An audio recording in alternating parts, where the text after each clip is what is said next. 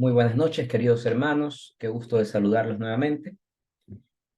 Vamos a poder concluir este día, esta noche, con la última clase del primer parcial de este curso corto de preparación para la catequesis de adultos. Entonces, nos habíamos quedado hasta el día de ayer con el tema de la providencia divina, un poco hemos hablado del misterio de la Santísima Trinidad, hemos hablado del Espíritu Santo, del Hijo y del Padre. Nos corresponde ahora un poco eh, desarrollar la razón por la cual el Hijo se encarna. ¿Cuál es la razón esencial por la cual el Hijo toma carne, asume la naturaleza humana sin dejar de ser Dios? Repetimos como la clase anterior. Dentro de esta unión hipostática en el cual la naturaleza humana se une a la naturaleza divina en la persona de Cristo, asume la condición humana sin dejar de ser Dios. No es mitad hombre, mitad Dios, es hombre y Dios a la vez. ¿Cuál es el sentido y la razón teológica por la cual Cristo, el Verbo, se encarna en el seno de María? Pues la razón esencial es que la humanidad, golpeada por el pecado original, a partir de Adán y Eva, necesita la redención. Acuérdense ustedes que el atributo que se le da al Hijo es la redención. Entonces, ¿qué es este pecado original? Básicamente el pecado original, que es la razón fundamental por la cual el Padre envía a su único Hijo para que, siendo hombre, muera por nosotros y resucite venciendo así a este pecado. El pecado original no es otra cosa que el primer pecado cometido por nuestros primeros padres, Adán y Eva, el cual consistió en la deliberada desobediencia respecto del designio de Dios, el cual dentro del el establecimiento de la alianza de Dios con su pueblo implicaba el hecho de que el hombre estaba puesto sobre la faz de la tierra para gobernar, para administrar la creación, para, para básicamente vivir en una convivencia amistosa con Dios, pero había una prohibición que era de tomar del fruto del árbol de la vida, de la ciencia del bien y del mal, que en el Génesis se nos plantea como si fuera un fruto, ¿ya? A lo largo del tiempo se ha tratado como de eh, fijarla como si fuera una manzana, que en efecto no es una manzana, que en efecto no es siquiera un fruto como nosotros lo conocemos, como un árbol con un fruto que nace del árbol. Básicamente el mandato hacia el hombre era este, no desobedecer a Dios en cuanto a que tenía que, si bien Dios le ha dotado al hombre de libertad plena, le ha dotado al hombre de inteligencia y voluntad, eh, el tomar de este fruto de manera figurativa implicaba pretender ser como Dios, ya, pretender ser como Dios. Antes de la existencia del pecado original, ¿cómo estaba el hombre? El hombre estaba en un estado de gracia con Dios, ¿ya? Es decir, no había necesidad de una redención, no había necesidad de un perdón, no había necesidad de una remisión de algún tipo de pecado porque el hombre vivía en estado de gracia de Dios, ¿ya? Básicamente, ¿qué es lo que Dios pide al hombre? Lo que Dios pide al hombre es seguir su mandato, seguir sus designios y, y no hacer mal uso de su libertad para elegir por el mal. De manera figurativa, de manera pedagógica, se habla pues como si fuera un árbol, un fruto, o si quieren una manzana, pero en el fondo lo que debemos entender es que el pecado como tal, la, la, la parte más directa, la parte más clara del pecado original es en definitiva la desobediencia del hombre a Dios, el cual le ha pedido tomar de todos los frutos, excepto del fruto del árbol de la vida, de la ciencia del bien y del mal. ¿Ok? Que básicamente, ¿qué es? Alguien dirá, oye, o sea que Dios quería que nosotros no conozcamos ciertas cosas. Evidentemente, lo que Dios no quería era que nosotros conozcamos el mal, ¿ya? Y en ese sentido, la desobediencia del hombre, que es básicamente el resultado de la tentación de la serpiente hacia la mujer y la mujer hacia el hombre, que lo tenta a que tomen de este fruto, ¿cuál es la primera consecuencia cuando ellos se dan cuenta de que han cometido el pecado? Pues se dan cuenta que están desnudos, sienten vergüenza. Es decir, el vivir en estado de gracia plena con Dios implica de que el ser humano se desapega totalmente a las condiciones meramente humanas, a las condiciones de la carne, y solamente vive en un estado en el que no existe el mal, ¿ya? Entonces, como producto de la desobediencia de este primer pecado, el hombre que abusa de su libertad, desobedece al mandamiento de Dios, eh, entra en la humanidad esta mancha, ya que por la desobediencia de un solo hombre, todos hemos sido constituidos pecadores.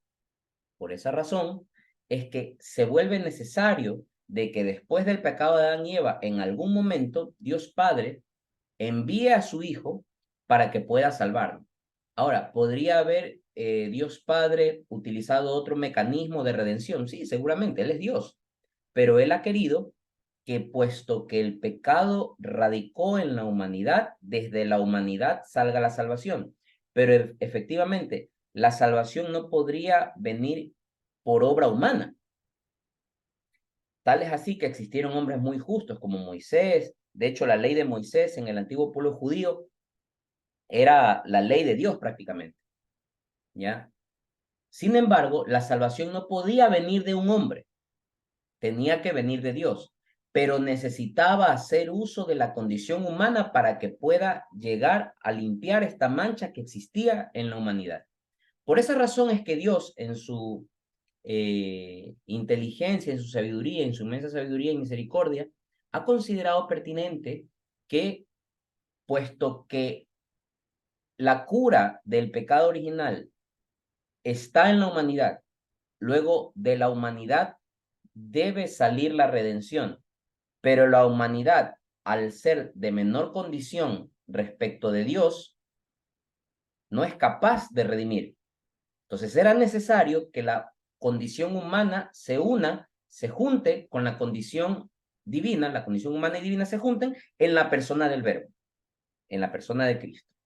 Entonces, por eso es que nosotros cuando se nos dice el Verbo se encarnó, entendemos que es cuando el hecho que la segunda persona de la Santísima Trinidad, el Hijo, asume una condición, una naturaleza humana para llevar a cabo nuestra salvación. ¿Ok? Y es por eso que en la clase de ayer mencionamos, por esa razón es que en méritos de Cristo y en función a su obra salvadora, en función al designio salvífico de Dios, es que la humanidad recibe la divinidad del mismísimo Dios en el vientre de María. Y por esa razón, en méritos de Cristo, es que María recibe la prerrogativa de haber sido concebida inmácula. Es decir, María es el único ser humano, la única creación humana, ¿ya? Dentro del hombre, que no tiene este pecado original. Pero no es porque María sea chévere. María se vuelve chévere después por haber sido obediente ante Dios.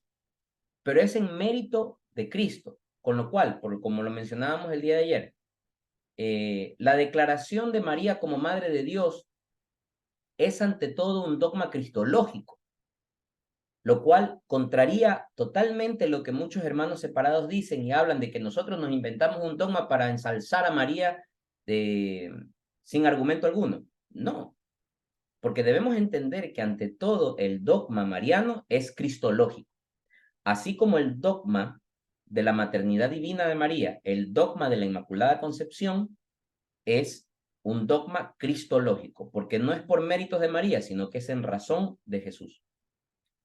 En ese sentido es que Jesús viene al mundo asumiendo una condición humana sin desapegarse de su condición divina.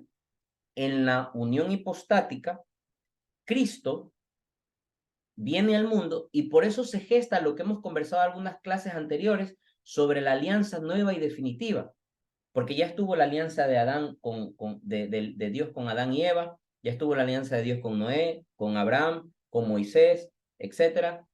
Pero luego se sella esta alianza en la persona de Cristo y es la alianza nueva y definitiva. ¿Por qué nueva? Porque es algo que inaugura un nuevo tiempo. ¿Y por qué es definitiva? Porque ya no va a haber una revelación nueva y ya no hay otra alianza más. Ahí se sella todo. Y esta alianza adquiere una particular expresión porque en Cristo se sella esta alianza definitiva y además la alianza va un poco más allá porque la alianza adquiere un carácter sacrificial, porque ya no es solamente Cristo que viene al mundo simplemente acá a predicar, a hablar, no, él mismo se entrega como víctima, como cordero, para ser inmolado, para que a través de su muerte, entregada gratuitamente por nosotros, esa muerte alcance a la muerte que obtuvimos nosotros en el pecado y con su resurrección podamos nosotros resurgir de esta muerte en el pecado a la vida de gracia. ¿Se entiende? Entonces, ese es el sentido de la redención. Y esta alianza nueva y definitiva es la que devuelve al hombre su condición de amistad, su condición de gracia con Dios. Por eso es que nosotros en el credo decimos, Jesucristo descendió a los infiernos. ¿Qué significa descendió a los infiernos? Primero debemos entender que la palabra infernos en el griego significa lugar de muertos. Entonces, en pocas palabras, en el credo lo que estamos diciendo es que Cristo desciende al lugar de los muertos y resucita. Entonces, Cristo lo que hace es esto. Viene, se entrega, muere, desciende al lugar de los muertos. ¿Quiénes estaban en el lugar de los muertos en ese momento? Todos aquellos hombres justos que habiendo muerto en amistad con Dios, no podían todavía gozar de la plenitud de la presencia de Dios, por cuanto ellos también habían sido manchados por el pecado original. Entonces, hagan de cuenta que el cielo todavía no estaba abierta a las puertas. Sí, es evidente que Moisés, Abraham, todos estos hombres justos no iban a irse al infierno, pero tampoco podían entrar a gozar de la plenitud del cielo junto a Dios, porque todavía no, la humanidad no había sido redimida. Entonces, por eso es que es necesario que Jesús descienda a los infiernos, al lugar de los muertos, anuncie la buena nueva en los infiernos, así como lo anunció en la tierra, y con su resurrección se abren las puertas del cielo y todos estos hombres justos que estaban a la espera de la redención, porque la redención no solamente fue para los vivos, la redención es también para los muertos. Jesús vino a salvar a vivos y muertos. ¿Ok? Entonces Jesucristo desciende a los infiernos y redime no solamente con su muerte y resurrección a los vivos, sino también a los muertos que habían cerrado sus ojos y habían entregado su vida muriendo en amistad con Dios. Oye, ¿y qué pasó con la gente que murió en enemistad con Dios? Bueno, ellos ya estaba claro el destino para ellos, que era el infierno. Y entiendan ustedes que para la fecha de que Jesús murió y resucitó, el infierno ya estaba inaugurado, ya estaba con todos los juguetes. Lo que no estaba todavía plenamente inaugurado para la humanidad salvada era el cielo. Entonces, en ese sentido, Cristo resucita y posterior a esta resurrección con la cual Él rompe uno de los candados que puso el pecado original, porque por el pecado original entró la muerte al mundo. Pero ojo ahí, ¿cuál es el significado teológico? No es que antes del pecado original el hombre iba a vivir eternamente. No, el hombre igual iba a vivir, igual iba a morir, perdón. Pero la muerte era un simple paso de la vida terrenal a la vida divina, a la vida celestial junto con Dios. Es decir, lo que el pecado original le imprime a la vida es el dramatismo de la muerte, el dramatismo de la muerte. Porque hoy en día, para nosotros, la muerte es dolorosa, accidental, fuerte, es un acto que conlleva dolor.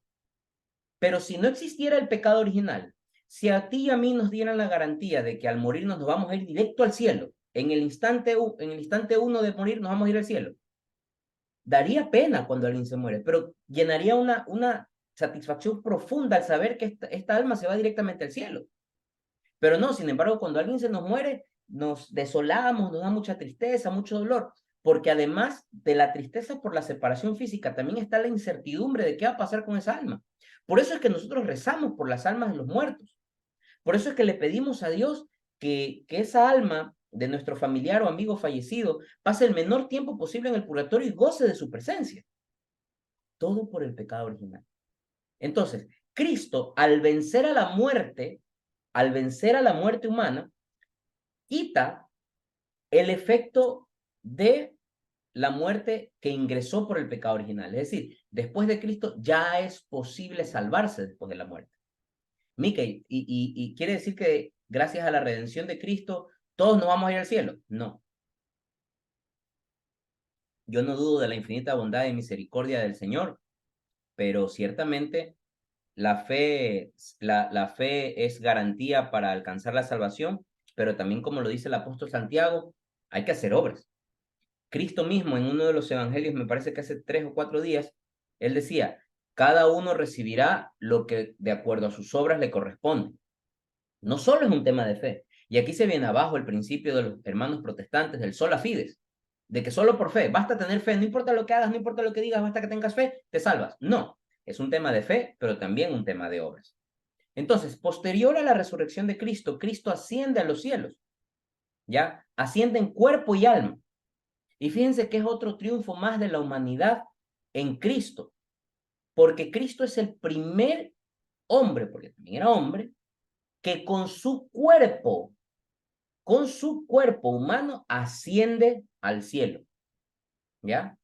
Porque no es que asciende en espíritu, no, asciende en cuerpo y alma, porque resucitó. Y la resurrección es un proceso físico mediante el cual el cuerpo se restaura y entra en comunión con el espíritu, de modo tal que el cuerpo pasa a gozar también de lo que el espíritu está gozando hasta ese momento.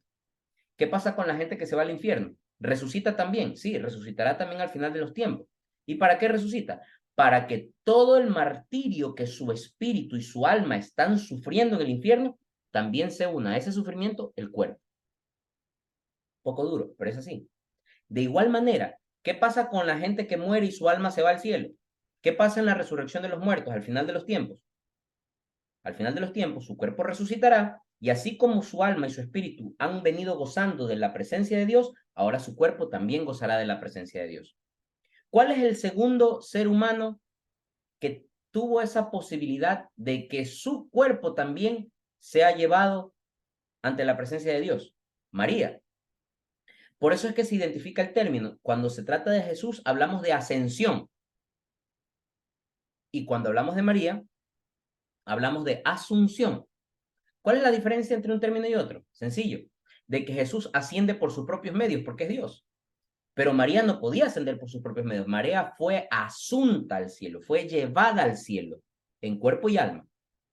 Por eso celebramos la asunción de María, porque fue asunta, llevada al cielo, y celebramos la ascensión de Cristo, porque Jesucristo por sus propios medios asciende al cielo, porque es Dios.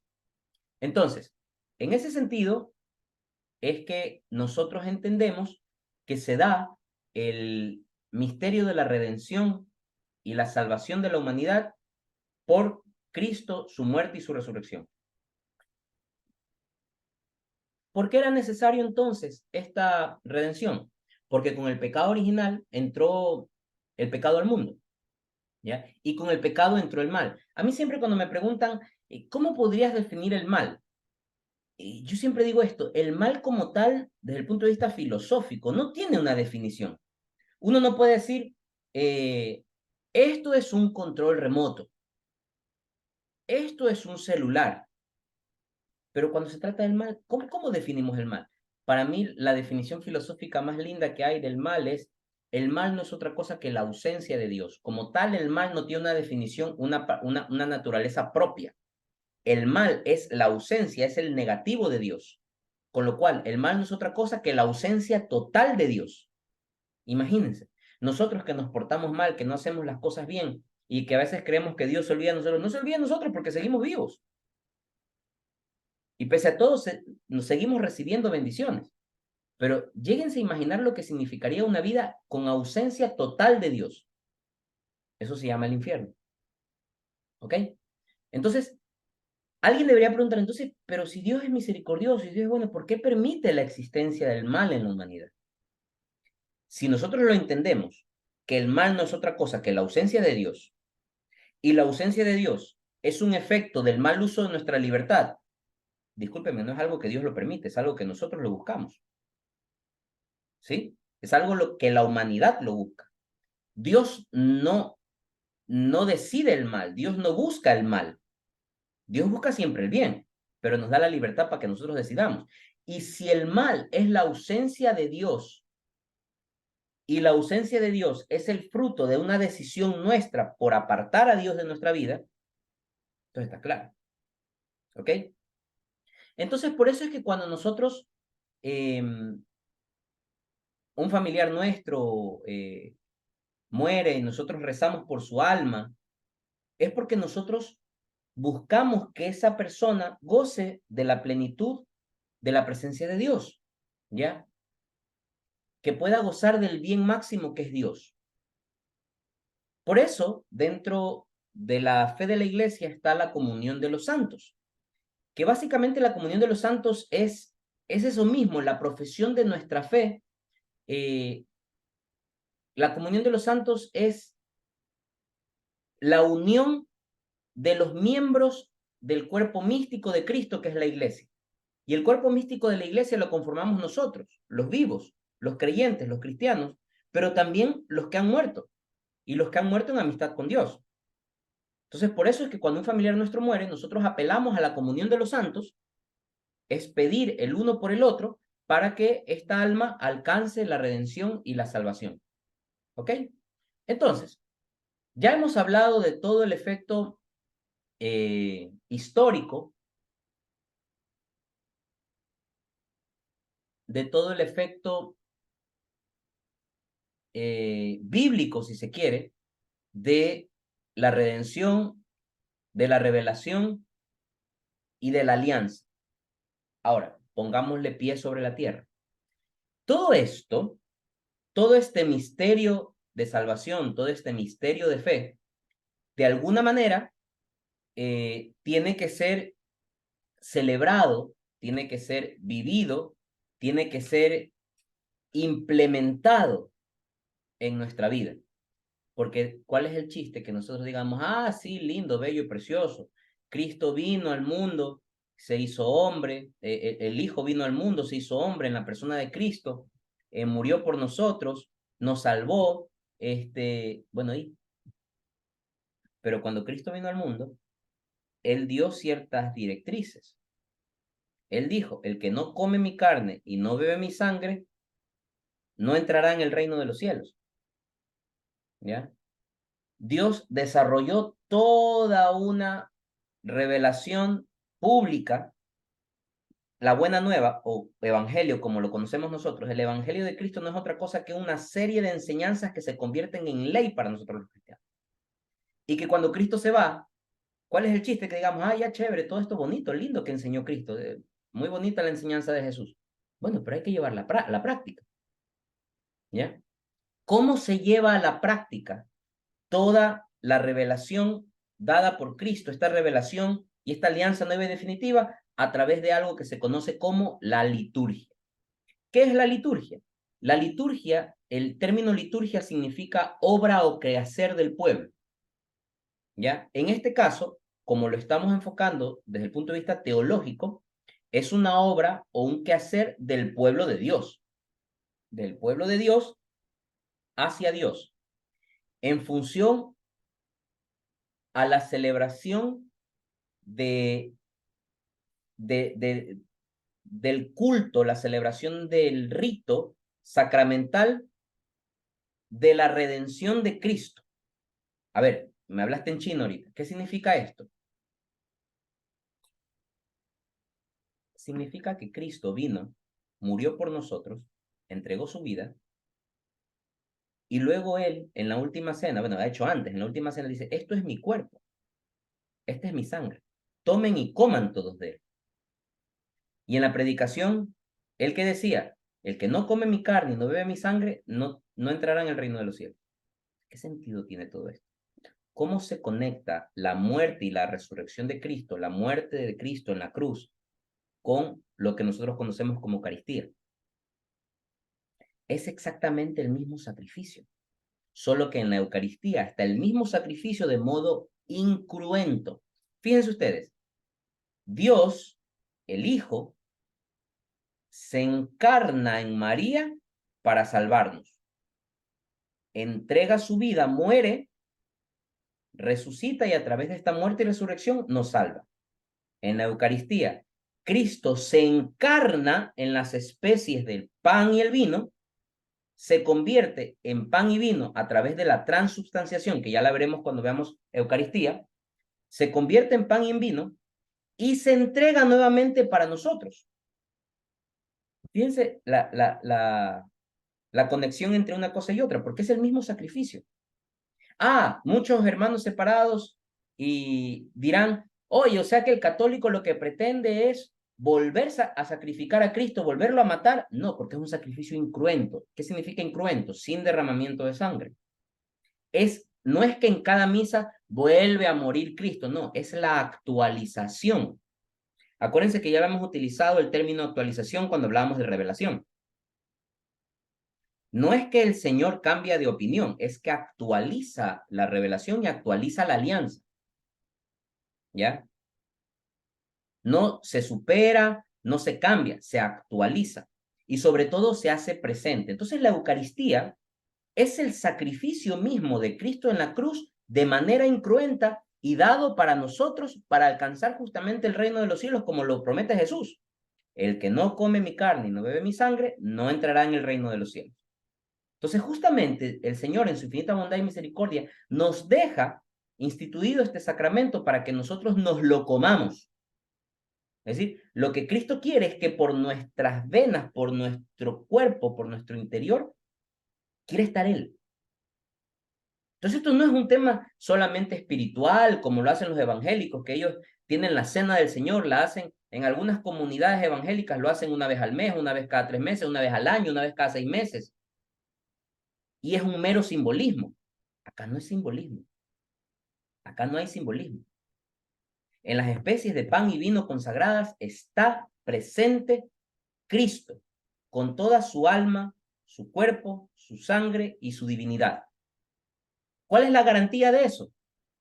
Sencillo. ¿A quién le dio Cristo el poder de hagan esto en memoria mía? A los apóstoles. ¿Quiénes son los sucesores de los apóstoles? Los padres apostólicos, los discípulos, etc. ¿Quiénes son los sucesores de ellos? Los obispos, los sacerdotes. Es decir, como existe el sacerdocio en la iglesia de Cristo, que es la iglesia católica, entonces existe la presencia real de Cristo en la Eucaristía. Porque Cristo no dijo, cualquiera, sí, cualquiera de ustedes, o sea, cualquier pagano, cualquier fariseo puede hacer esto. No, le dijo a sus discípulos. Por eso es que la sucesión apostólica dentro de la iglesia católica es esencial, porque la sucesión apostólica es garantía de la eficacia de los sacramentos. Ya lo veremos más adelante cuando hablemos de sacramentos en el segundo parcial, pero se los adelanto. Por eso es importante la sucesión apostólica. Entonces, ¿de qué sucesión apostólica me puedo hablar, por ejemplo, una iglesia luterana, una iglesia calvinista, una iglesia protestante bautista? Entonces, no tienen la sucesión apostólica. Estos recién nacieron en el siglo XVI. Entonces, para poder entender y ponerle pie sobre la tierra al quehacer del pueblo respecto de la voluntad de Dios en cuanto a sus designios, sobre todo en cuanto al cumplimiento de la alianza nueva y definitiva, entendemos que la liturgia no es otra cosa que el servicio de parte de y en favor del pueblo. Y en el sentido de la celebración del misterio de Cristo, pues hace referencia a que el pueblo de Dios toma parte en la obra de Dios. Es decir, todo esto que les he contado, todo esto que hemos revisado a lo largo de las clases, que hace parte del mensaje de Dios, ahora al hombre le corresponde subirse a la camioneta y hacer parte de esta obra de Dios, ¿ya? Y organizar la celebración de lo enviado por Dios a los hombres, organizarla en función al designio de Dios, el designio salvífico de Dios, y en función a este servicio, a esta necesidad del pueblo de Dios, de parte del pueblo de Dios, en favor del pueblo, de parte de Dios. ¿Se entiende? Es como un trabalengua. Pero a ver, entonces, básicamente, la liturgia sirve para ordenar cronológicamente, sistemáticamente, la celebración del culto. De hecho, en el Nuevo Testamento, la liturgia no solamente es utilizada para la celebración del culto, sino también para el anuncio del Evangelio. Entonces, aquí vamos a entender algo bien chévere. ¿Se han puesto a pensar ustedes, se han preguntado alguna vez, quién decide, cómo se hace para que en el domingo sea tal lectura del Evangelio según San Mateo? Y el Evangelio de hoy fue el Evangelio de San Lucas. Y el de ayer fue de San Lucas. ¿Cómo se hace eso? Segundo, ¿por qué a veces el curita, el padre Seba, sale de color verde, otros días sale de color rojo, otros días sale de color morado? Que es un tema de moda esto. ¿Cómo se hace para determinar que estamos en un tiempo específico de celebración? ¿Por qué a veces se canta gloria? ¿Por qué a veces no se canta gloria? ¿Por qué a veces no se canta aleluya? ¿Por qué? ¿Por qué hay misas en las que se hace segunda lectura? ¿Por qué otras no se hace segunda lectura? Todo esto no es que se lo inventa el curita. Hay toda una estructura y hay todo un esquema litúrgico atrás de esto y que se conoce como el ciclo litúrgico, que no es otra cosa que el ciclo, cómo se ordena la liturgia a lo largo del tiempo. Entonces, permítanme, voy a compartirles pantalla para que podamos ver algo muy chévere. A ver, estamos aquí. A ver, perdónenme un segundito. Aquí está. Compartir. Aquí estoy. Bien, entonces, básicamente, ¿qué es lo que tenemos aquí? Lo que tenemos aquí es la forma cómo está organizado la celebración del sacrificio de Cristo a lo largo del año. Ah, mira, ahora entiendo por qué razón el curita se viste, dependiendo de la fecha, dependiendo de la celebración, se pone de un color específico, para que vean que no ha sido novelería y moda del padre Sebastián. Hay todo un esquema atrás de esto y una explicación y un sentido. Entonces, les presento ante ustedes el año litúrgico. ¿Qué significa el año litúrgico? ¿Cómo está organizada la celebración litúrgica del culto a lo largo del año? ¿Ya? El año litúrgico empieza con el tiempo de Adviento. Acá donde está el cursor, ¿sí lo ven? Voy a tratar de... Aquí. Aquí, en el Adviento, empieza el año litúrgico. ¿Ok?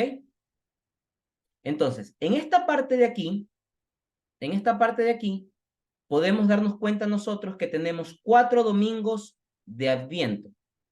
Aquí dice primer domingo de Adviento, segundo domingo de Adviento, tercer domingo de Adviento y cuarto domingo de Adviento.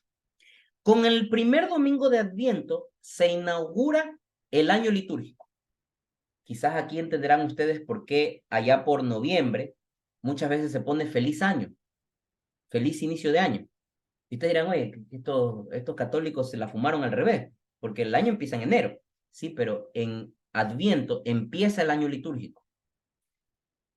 ¿Qué podemos decir? Color morado. ¿Qué significa el color morado? El color morado significa, vamos a poner aquí, significa en el Adviento alegría contenida. ¿Ya? Alegría contenida. el color morado, vamos a ponerle aquí un color morado también para que todo vaya acorde a lo que estamos diciendo. No sé por qué no se selecciona esto. Ahí fue. Selecciono y le pongo color morado. Ya. Morado, alegría contenida. ¿Ok? Entonces, con el Adviento se inaugura el año litúrgico. Con el Adviento se inaugura el año litúrgico. Son 4 domingos. Y ustedes dirán, ¿y cómo hace la iglesia para determinar cuándo empieza? Se ordena en función a fechas que son fijas. Por ejemplo, ¿cuál es fecha fija aquí? Perfecto, estoy seguro que todos ustedes están respondiendo ahí. La fecha fija aquí es la Navidad. ¿Por qué? Porque la Navidad sabemos que es siempre el 25 de diciembre. Entonces, en función de la Navidad, se ordena 4 domingos hacia atrás y esos son los domingos de Adviento con los que se inaugura el año litúrgico. Ya, muy bien. Entonces, ¿qué pasa luego? Después de estos 4 domingos de Adviento, que hemos dicho que el color morado significa alegría contenida, en el tiempo de Adviento, por ejemplo, no se canta gloria. No se canta gloria, es más bien un tiempo de espera, es un tiempo de reflexión, de preparación para la venida de Cristo.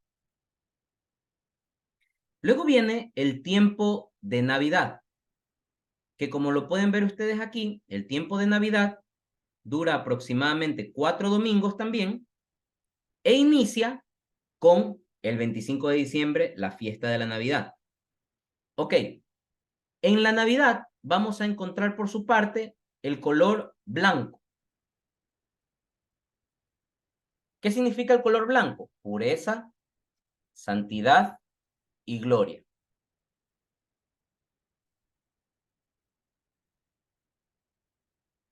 Entonces, cada vez que ustedes vean al curita vestido de blanco, es porque la celebración que se está llevando a cabo es una celebración que tiene una significación de pureza, de santidad o de gloria. Es decir, ¿cuándo el sacerdote utiliza el color blanco?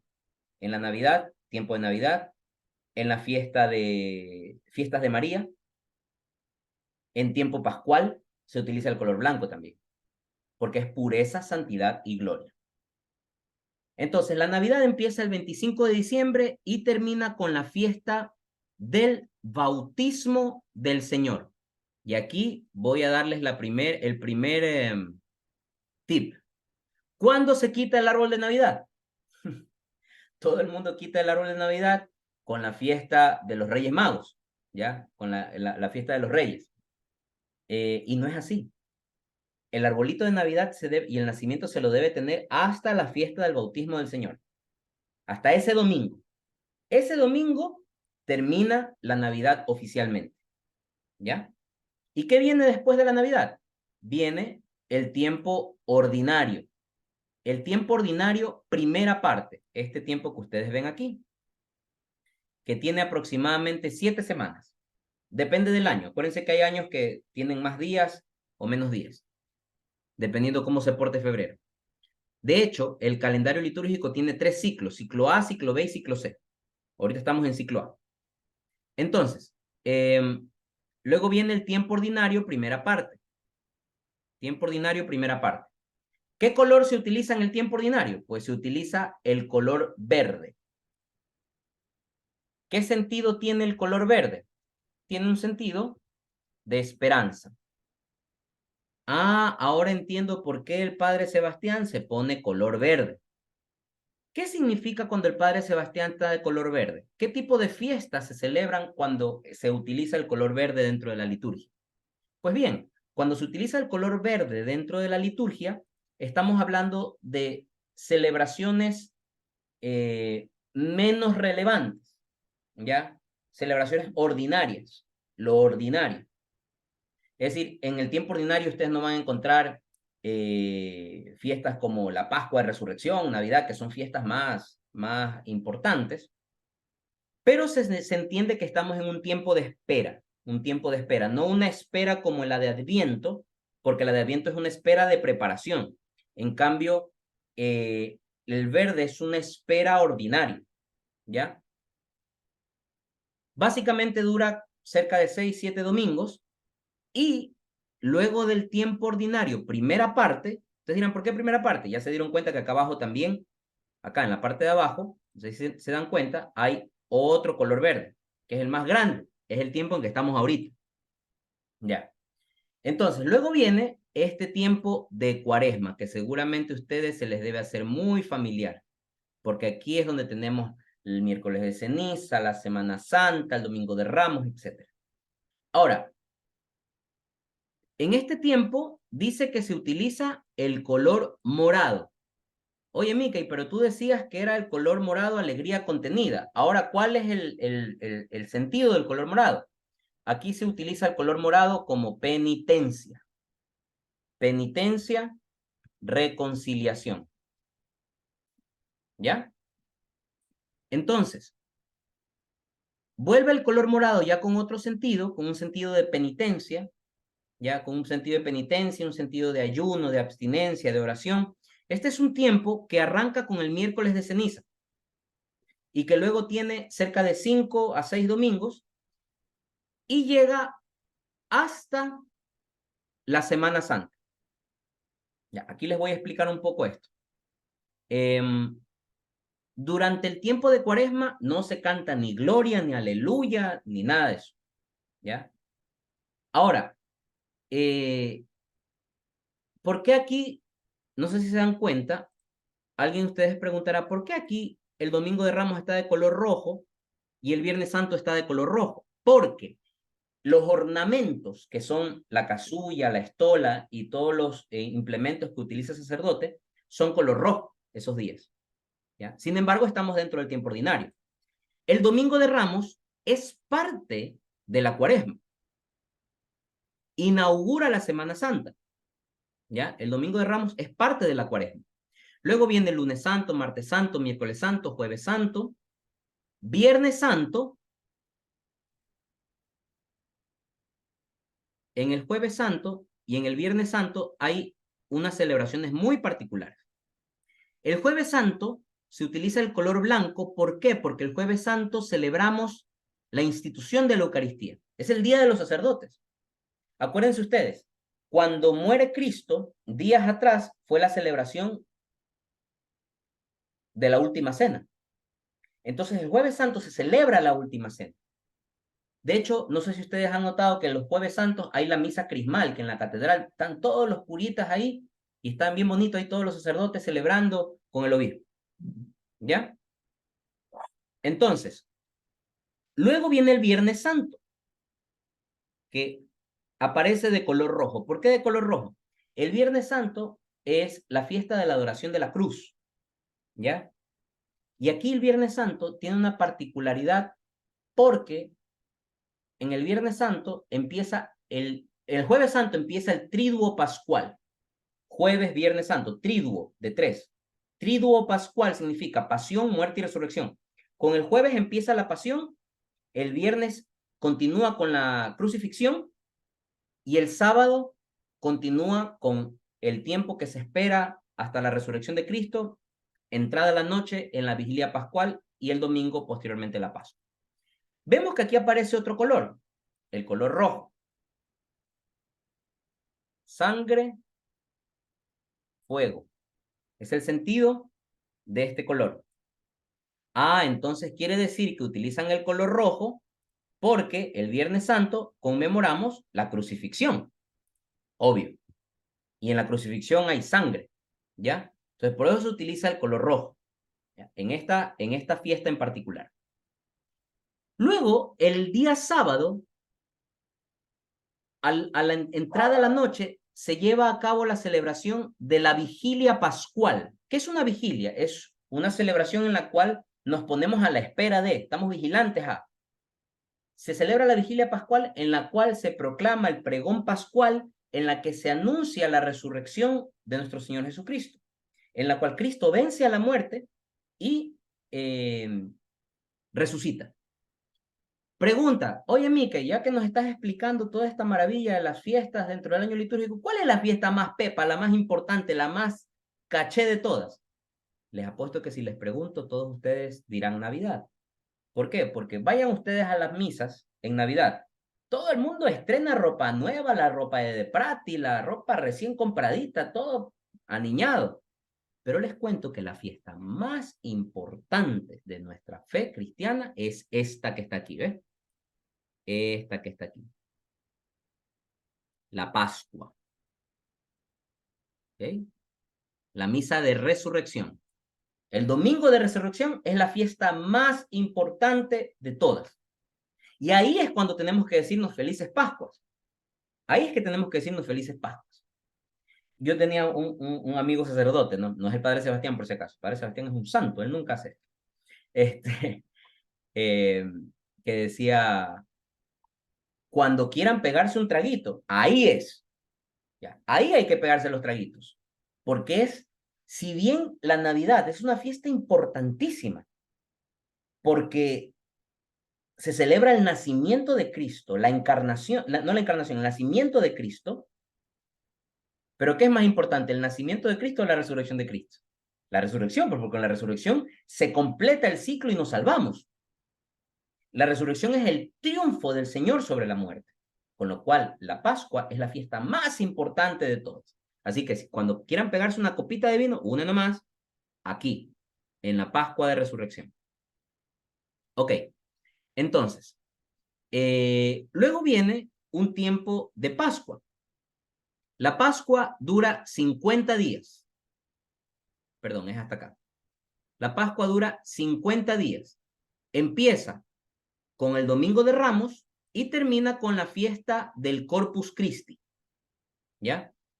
¿Y qué color se utiliza? Ya habíamos dicho, se utiliza el color blanco que representa pureza, santidad y gloria. Gloria. En el tiempo de Pascua ya se canta gloria, se canta aleluya. De hecho, en la solemne vigilia pascual y en el Domingo de Ramos se tocan las campanas, viva el relajo. ¿Por qué? Porque estamos felices porque ha vencido Cristo a la muerte y con ese triunfo nos ha traído la redención para la humanidad. ¿Estamos hasta ahí? Ok. Este tiempo de Pascua dura 50 días, como les dije. 50 días. Qué pulso, Dios mío. Dura 50 días. Aquí están, tenemos la primera semana de Pascua, segunda domingo de Pascua, tercera, cuarta de Pascua, quinta de Pascua, sexta de Pascua, etc. Aquí también hay una fiesta importantísima que es la Ascensión del Señor. Tenemos una fiesta importantísima dentro de la Pascua que es el Pentecostés. Oye, ¿y por qué está en color rojo? Sangre y fuego. ¿Qué celebramos en Pentecostés? La venida del Espíritu Santo. ¿Cómo se representa al Espíritu Santo en las Escrituras? A través del fuego. ¿Ok? Por eso color rojo. Termina el tiempo de Pascua y luego viene el tiempo ordinario, segunda parte, que es todo esto que está aquí. Todo esto que está aquí. ¿Ya? Y ustedes dirán, ahí es donde estamos ahorita nosotros. Efectivamente, ahí es donde estamos ahorita. Hoy, que es miércoles 6 de septiembre, estamos en la 22ª semana del tiempo ordinario. Es decir, estamos por aquí. Por aquí estamos. ¿Ya? Aquí estamos. Qué feo lo que acabo de hacer, se ve horrible. Déjenme poner algo más bonito. 22ª, aquí, donde puso el corazoncito. Aquí está. Aquí estamos. ¿Ok? Ahí estamos en este momento.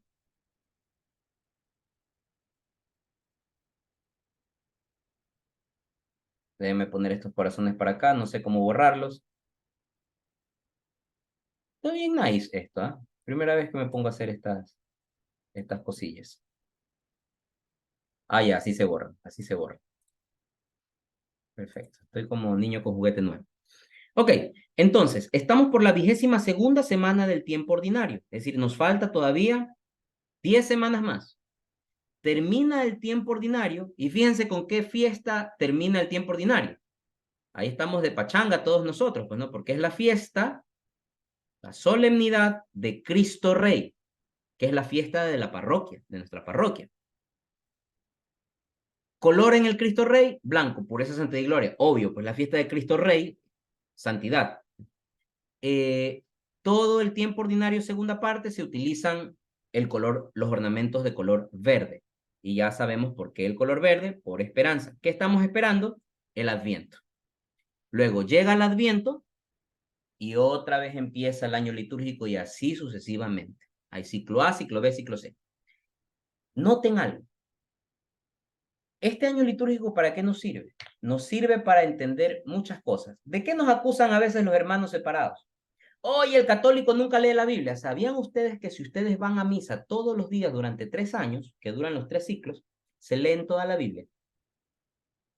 Claro, porque la primera lectura es un libro del Antiguo Testamento o de las cartas apostólicas.